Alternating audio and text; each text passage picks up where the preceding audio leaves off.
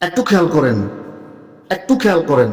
হাবিব, আপনি যদি রুড, বদমেজাজের, কঠিন হৃদয়ের হতেন, তাহলে আপনার চারপাশ থেকে তারা সরে যেত।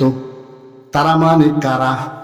যে মক্কা নগরীতে আল্লাহ পাক তার হাবিবকে প্রেরণ করেছেন, যে হাবিব ওহুদের ময়দানে দান মুবারক শহীদ করলেন, তবুও কাউকে বদদোয়া দেয় নাই।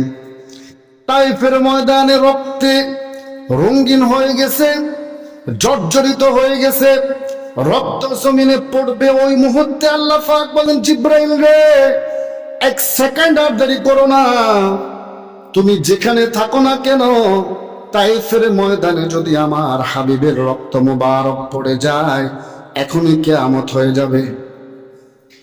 জিব্রাইল বলে, আমি চারবার আমার গোটা শক্তি দিয়া আল্লাহ হুকুমে জমিনে আগমন করেছি, তার মধ্যে সর্বশেষ হলো আল্লাহর নবী যখন তাইফের ময়দানে বেহুশ হয়ে গেছে, রক্তে রঙিন হয়ে গেছে, আল্লাহ পাক হুকুম দিলেন, জিব্রাইল রে, আমার হাবিবের একটা রক্ত যদি জমিনে পড়ে, এই মুহূর্তে তাইফের জমিন সহ গোটা কায়নাত আমি আল্লাহ কুল্লু মান আলাইহা ফান ধ্বংস করে দেব, কিয়ামত হয়ে যাবে।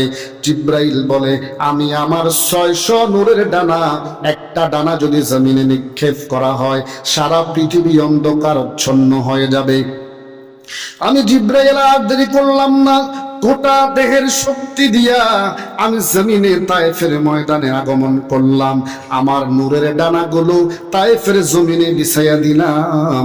মানুষ দেখলো রক্তগুলো জমিনে পড়ছে, না না না না, রক্তগুলো জমিনে পড়ে নাই, আমি জিব্রাইলের নূরের ডানার মধ্যে রক্তগুলো পড়লো। আমার নবী বেহুশ হয়ে গেল।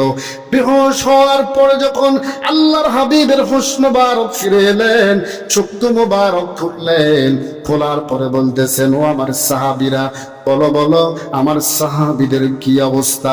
তবুও একটা বেঈমান কাফের কেউ দয়াল নবী কাউকে বদদোয়া দেন না।